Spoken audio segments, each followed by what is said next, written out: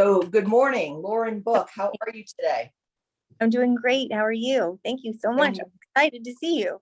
Well, I'm so excited to see you, and you and I have known each other for many, many, many years, and it is truly an honor and a privilege that I have to get to interview today for the distinction of being one of this year's honorees in our Women Leaders in Law program that is hosted by the Broward County Bar Association. So let's sort of jump right into this. Where are you from, and where did you grow up? Well, thank you. I actually am from South Florida, born and raised, grew up in Aventura, then was in about, I want to say middle school, moved to Plantation, have lived there my entire life. Proud to be born at Memorial Hospital and be a part of the South Florida community for my entire life. Went to school at university school and then graduated. Did my first year of school at Rollins College, which was fun and exciting to go see Orlando. And then moved back down south and finished and have a bachelor's degree in elementary education and creative writing, and then got a master's degree at the University of Miami after that. But my dad does still send me law school applications. So. I'm sure he does. I'm sure he does. So I would say that unless you live under a rock in South Florida, most of us, most South Floridians know your story, which is obviously a compelling story. And so I want to talk a little bit about how what happened to you in your childhood, in your life, drove you to start Lauren's Kids. And I want you to talk and tell us a little bit about Lauren's Kids. Sure. I am a survivor of childhood sexual abuse. From the time that I was 11 years old until I was 16, I was sexually abused by my female nanny. The abuse went on 365 days a year, 7 days a week. Oftentimes when my parents were in the next room or my brother was in the same bed. And when I finally did disclose and do the healing that comes along with that, I realized that I needed to do more to help others. My dad, my family has always taught me where much is given, much is expected. And I do consider myself to be a very blessed human being, having the harrowing and terrible, horrific experiences. I knew that I could make something different for others. And so founded Lauren's Kids. At first, it was an organization to simply support survivors through their disclosures, and came to realize that we needed to do more because people have a hard time telling. Oftentimes people harbor the shame, embarrassment, and guilt that go along with an issue like childhood sexual abuse for many, many, many years. I'm sorry, we're in legislative session still, so I'm turning the volume down. But for many, many, many years. And that people needed a little bit more time. And so after I went back to UM and got my master's degree, realized that we could do more in the educational space than what was being done because nothing was being done. And so started the educational curriculum. We have the only pre-K through grade 12 educational curriculum as it relates to preventing childhood sexual abuse. We know that while 1 in 3 girls and 1 in 5 boys will be the victim of sexual abuse before their 18th birthday, 95% sexual abuse is preventable with education and awareness. And so it may not prevent that first abuse from happening, but what we do know is that we can prevent long-term abuse like I went through and so many others do. And then we are in 65,000 classrooms throughout the state. We're in 48 states throughout the country and internationally teaching how we can prevent these things from happening. And then on the other side of the world, helping survivors heal through guidance and support. Obviously, it is not a linear process surviving from sexual abuse, and it is a difficult journey, but one that we know that we can get through with counseling and support from family and friends. And so we focus on how to get survivors the help that they need.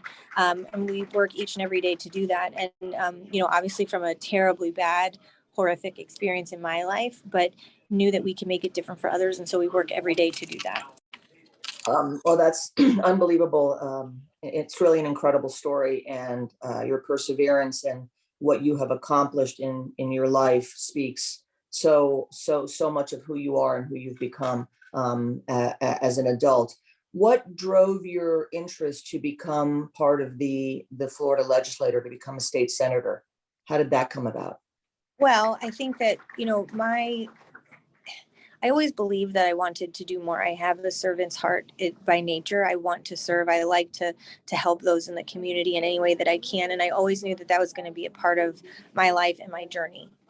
When Eleanor Sobel termed out of her seat and an opportunity presented itself, I knew that I could continue to do the advocacy that I did on behalf of survivors, but in a much different, larger scale way, because you can affect change from being on the outside. My dad has proven that and taught me that my entire life. But when you're in the room actually making the laws that govern the land, that's what does it. And it did it for me. And I think, when I finally did disclose my abuse, my victim's advocate told me that I needed to go get an HIV and AIDS test. And I was very lucky that the HIV test came back negative. But what you may or may not know is that HIV can lay dormant in your system for some time before it will show up. And so we petitioned the court to have Waldina, my abuser, who had already admitted to the abuse for all of the years, only to find out at that point in the state of Florida, I wasn't entitled to the results of that test. I wasn't even entitled to ask. And the judge sat on that request for many, many months. And it was the closing days of the legislative session. And my dad, along with the legislature, was able to introduce a bill. So now today in the state of Florida, because of the advocacy that really got all of this started, a victim is entitled to the results of an HIV STD test. And in the case of a minor, those results must be given to the family within 48 hours. And I think that really put me on a trajectory to realize not only could I advocate, but being a part of a system that allowed for that type of healing was important for me to be a part of. And so I've, been in the legislature now for 6 years. I hopefully will be reelected for 2 more, and just doing an incredible amount of work in the protection of children, and and all over the state. And it's an exciting thing, and I enjoy my time here. Today's the last day, so it's a little crazy, but it's exciting, and I love what I do. Well, and thank you for taking the time to set up this interview. I know we had our own obstacles in making this happen. So thank you to you and your staff. And is it my understanding that you also have a leadership role in the Senate? Tell us about that. I do. I am the I'm the Democratic leader in the Senate. So I run the entire caucus for the Democrats and also Senate Victory. So it's an exciting time, really. I will have served in that position longer than any other leader because of an unfortunate event within our caucus where there was a switch in leadership. And so I've been doing it now for a year and will be officially designated in November. So it's an exciting time and something, there's a lot of policies that have been coming out of Tallahassee that I don't know represent the value of where Floridians want or need us to be. And so we're going to work really hard to get some new Democrats elected in November to make sure that we have a larger voice out here. Were there any obstacles that you had to overcome as a woman in politics? And tell us about that. Yeah, there's a particular colleague of mine who, when I was going to run for leader, when I first got into the Senate, who told me that I couldn't possibly be the leader because I had 2 small children, and that I couldn't do the job, and I couldn't do it well, and I couldn't do it effectively. Certainly, it is a male-dominated profession and world, as we all know, and we have to fight tooth and nail every single day to get the same level of respect, time, and attention. And I oftentimes look around the room and, being the only woman sometimes in some of those rooms, it is very frustrating. And you have to come to it with a strong head, being very balanced. And I know that I'm not just in those rooms by myself, that it's all of the women who have lifted me up to get to where I am, and that I represent so many of them that will come after me. And I feel like it's my responsibility to pull up a chair because the chairs are limited, right? And to make sure that there are other places for women to sit. And, I think about Ruth Bader Ginsburg, until there are 9, right? Until we are represented. That is, I carry that with me each and every day. I think of my daughter. I think about, who and what she could be. And that's an exciting thing. So, it's not without its challenges every single day. Every single day you're reminded that you are not like the rest. And it is an old boys club, for sure. And it's 2020 and it's 2022. So that's disheartening. You mentioned your daughter, so tell us, how do you balance your personal life with your very busy professional life?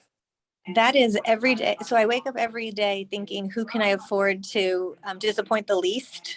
And so that is a constant balance. I'm very, very blessed to have the relationship that I do with my husband, that I have the relationship that I do with my family, because you cannot possibly do it by yourself, right? Like it is an entire group of people that make this job possible, because I'm away for 60 days here in Tallahassee. My kids come up. How do we manage school and tennis and all of the other activities that go with it? So I'm very, very blessed, and I couldn't possibly do what I do without the support of my family, my husband, my dad, my staff, my incredible staff that help me do what I do every single day, because it certainly is a balance, and I probably take on way more than I should, because I have a hard time saying no, which is, not the best.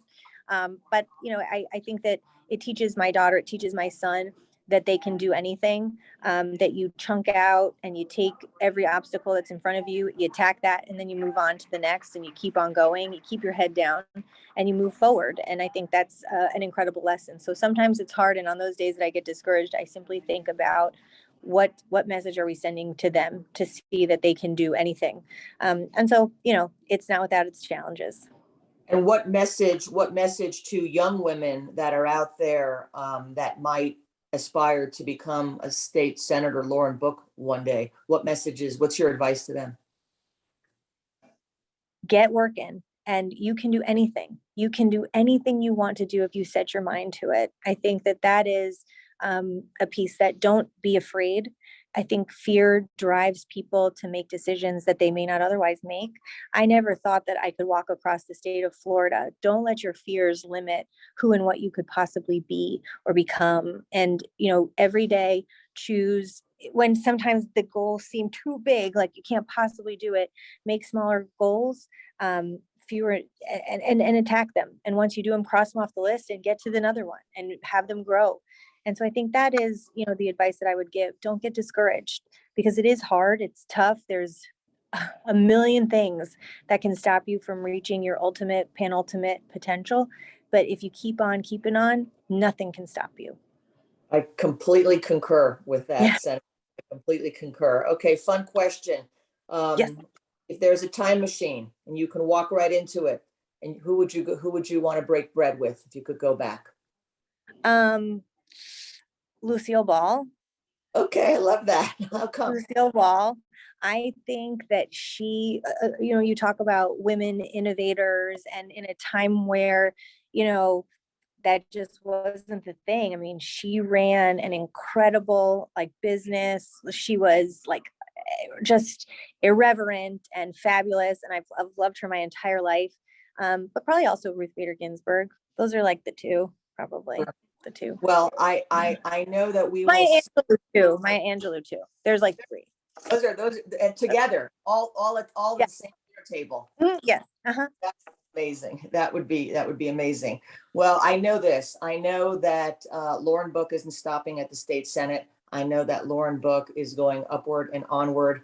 And I look so forward to following your incredible career, because I know that there is so much more of Lauren Book that we're going to see in the next 40, 50 years.